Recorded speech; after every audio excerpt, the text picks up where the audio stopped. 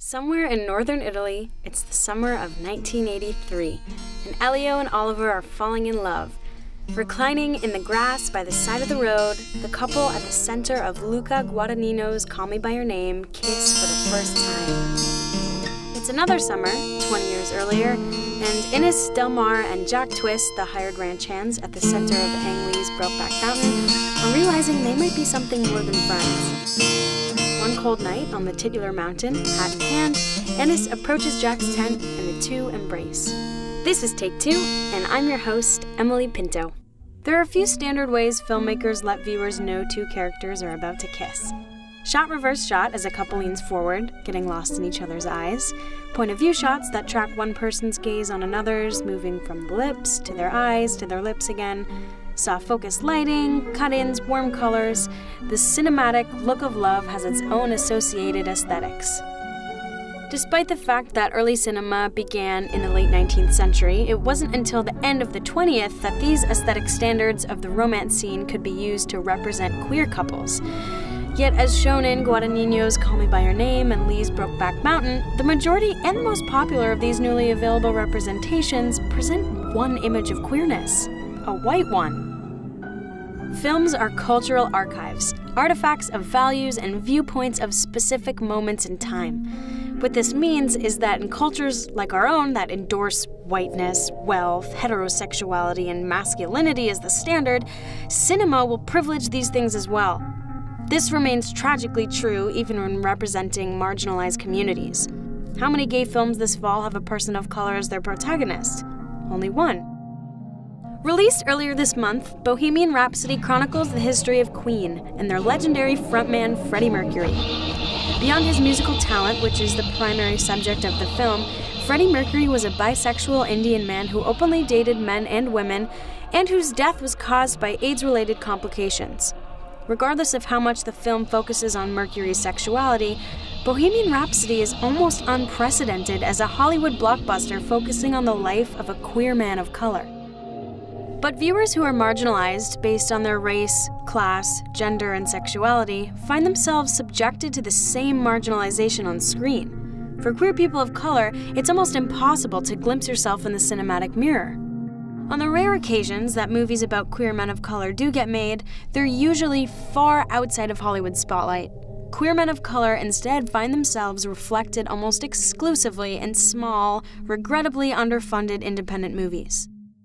Originally shot as a TV movie, Stephen Frear's 1985 gay classic, My Beautiful Laundrette, is the story of a young laundromat owner Omar and his lover Johnny. As we watch former skinhead Johnny lick the side of British Pakistani Omar's neck on a crowded street in Thatcher-era London, we question when the last time we've seen an image of interracial desire between two men was. We realize the answer is probably never. The first LGBTQ film to win Best Picture at the Oscars, Barry Jenkins' Moonlight, was shot in only 25 days and screened in just 4 theaters before its wide release. When Chiron and Kevin's eyes meet across the diner, you realize you've never even seen black men be this heartbreakingly tender on screen before, let alone towards each other.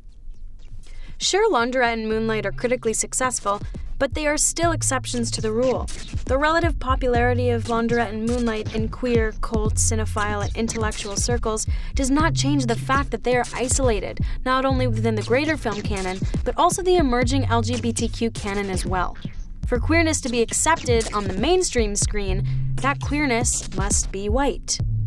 These films can be very beautiful, but also very, very white. This phenomenon of queer whitewashing is not just limited to films about men who love men. Fede Alvarez's new release, Girl in the Spiderweb, and its critically adored prequel, The Girl with the Dragon Tattoo, are two of the many films that portray lesbian or bisexual women as exclusively white. When Kay Rivers, the young, sexually liberated sculptor/casino employee, drunkenly kisses Vivian Bell, established English professor and soon-to-be divorcee, on the way back from a party in Donna Deitch's Desert Hearts, their whiteness might not matter. When Megan and Graham finally get to be together at the end of Jamie Babbitt's conversion therapy comedy, But I'm a Cheerleader, you're so happy to see two girls be gay that you ignore it's yet another white love story? And by the time Carol, of Todd Haynes' film of the same name, finally kisses Therese on New Year's Eve after weeks alone on the road, you begin to wonder why white women are the only women allowed to love each other on the big screen. If the only models of queerness available to you are drenched in whiteness, how do you come home to your own? For queer women of color, it is almost impossible to overcome a constant sense of on-screen invisibility. Occasionally, a film will address this. Cheryl Dunye's landmark movie, The Watermelon Woman, a fake documentary about Cheryl, a black lesbian filmmaker uncovering a hidden herstory of black lesbian Hollywood, was made for $300,000. While it is critically acclaimed today, The Watermelon Woman sadly remains unseen outside of academic film circles. What does it mean when some of the only cinematic images of black women falling in love and growing old together, like in The Watermelon Woman, are so far and few between? It means that the next film about a black lesbian by a black lesbian would not be released until 2011 with Dee Ree's New York-based coming-of-age story Pariah. It means that Wanuri Kahiu's Rafiki, a love story between two young Kenyan women, was banned in the director's home country from April until September of this year. It means that the more an image repeats, the closer to truth it becomes. It means that persistently representing queerness as white conflates queerness with whiteness. This conflation affects the lives of queer people of color as they deal with their sexual and gender identities long after they've left the cinema. At the end of the day, representations matter, and exactly who is represented matters just as much. For queer people of color, the stakes of representations are always incredibly high. If representations are ways we reflect and shape the world around us, who and what we see as queerness help to define the way queerness is both lived and understood. Even as cinematic representations of queerness increase in response to changes in the social climate, it becomes clear that progress does not always mean progress for everyone. Representations of queerness that locate queerness within whiteness only cannot be looked at uncritically. The specificities of the queer of color experience deserve to be explored cinematically with equal curiosity and frequency. Stories that are too often untold become memories that are too often lost. Without a queer cinematic archive, queer people of color are denied access to their pasts, and their imaginations of the future are limited. Think about the first time you saw yourself in the cinematic mirror, and know that this experience is not universal. Know that to be and to feel represented is a privilege.